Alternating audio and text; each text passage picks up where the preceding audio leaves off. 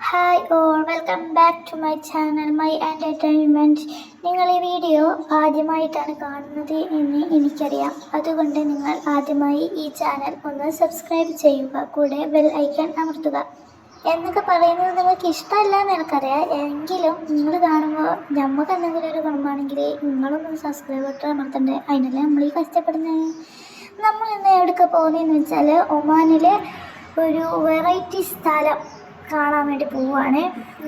ഇവിടെ അടിപൊളി സ്ഥലങ്ങളൊക്കെയാണ്, പക്ഷെ നമ്മൾ കേരളത്തിൻ്റെ അതേ ഒരു ടച്ചാണ് ഇവിടെ വരുന്നത്.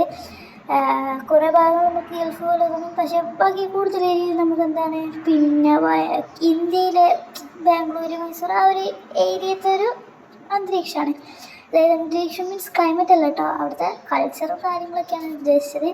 അപ്പോൾ നമ്മൾ പോകാൻ പോകുന്നത് ബീച്ചിലേക്കാണ്, സോഹാർ.